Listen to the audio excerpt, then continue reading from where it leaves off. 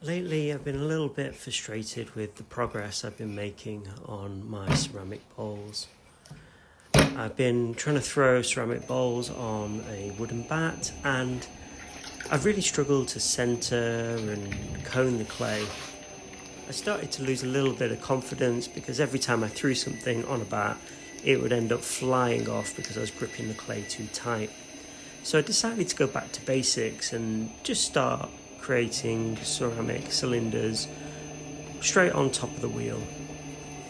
As soon as I started throwing the clay on the wheel again, I realised how much progress I'd actually made, and I found it really easy to centre and cone the clay, as you can see from this video here.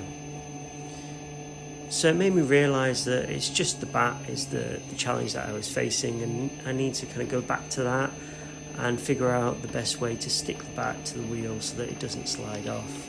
I feel like I don't have as much control over the clay when I'm throwing on top of a bat, whereas when I'm throwing on a wheel, I've centered it pretty easily and pretty quickly. So I've just got to learn the best way to seal the bat down onto the wheel without it flying off and hitting me in the face or something. I decided for this one just to make a cylinder form because that's the base of a bowl, so breaking that down into small bite-sized tasks. I'm also quite keen to learn how to turn cylinders into mugs, so again a little bit of practice for that as well. Here I'm now beginning to open up the clay, however I'm trying a new tripod and my head got in the way quite a few times. So sorry about there's a bit of footage missing and the close-up of my ear, but hopefully you can see in the background what's happening with the clay as I begin to open it up with my thumb and then pressing the base of the clay down so that it's got a really firm, sturdy base. This process can take me a little bit of time, and I want to make sure there's a really sharp angle between the base of the clay and then the walls itself, because this will help with pinching later.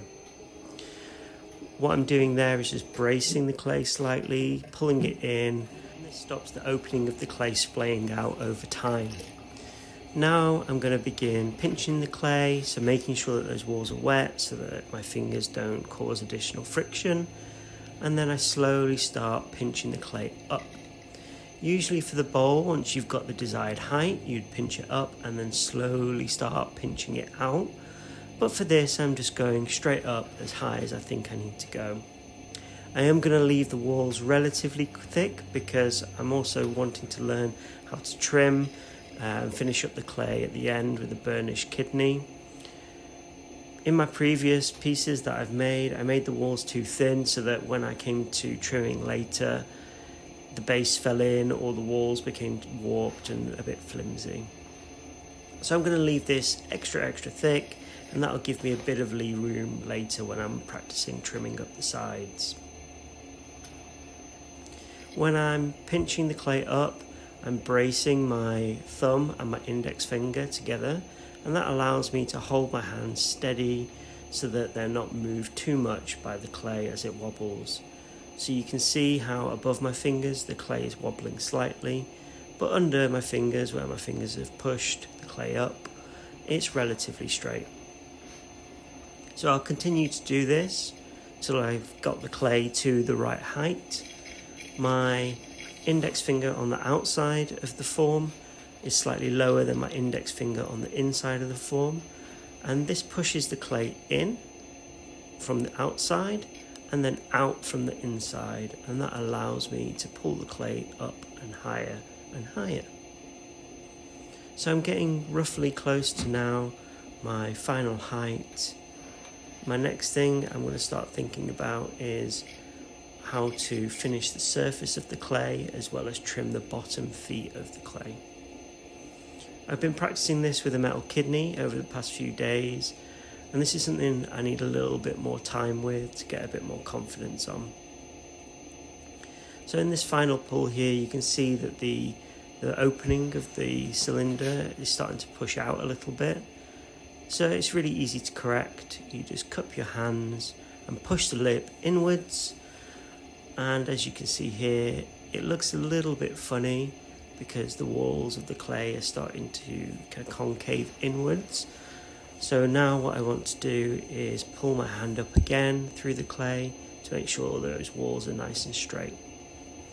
If the opening of the clay caved inwards, then this would feel quite strange in your mouth when you're trying to drink. It's more of a vase shape at that stage, so this is going to be a mug, so I need to make sure that the walls are relatively straight. Next, I'm now trimming up the bottom, just removing that excess clay.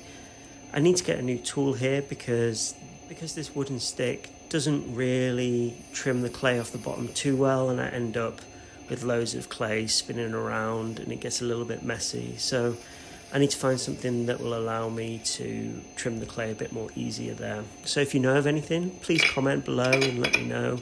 Any links would be really appreciated. Now I'm beginning to use the metal kidney to just tidy up the edge of the clay and remove that excess slip.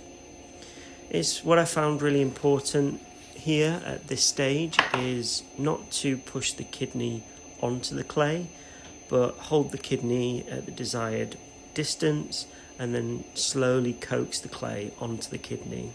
You get a much more clean finished piece. In these final stages, I'm now just tidying up the lip. As I mentioned in all my other videos, the lip is one of the most important parts of a ceramic piece. It can make something that could be quite thick, and remember this is extra thick because I'll be trimming it later. By tidying up and pinching that rim, it just makes the piece appear much more delicate and light. It will also feel much better in the mouth when people are drinking from this vessel. So by pinching the rim and just making it a bit more tidier and a bit more attention to detail there will really pay off in the long run. Finally, I'm just removing any slip from inside of the vessel, and this takes a couple of turns because it started to pool in there from when I'm pinching with the clay. It's important to remove that because as the vessel dries over time, any slip that's pooled in the bottom will make it dry unevenly and crack.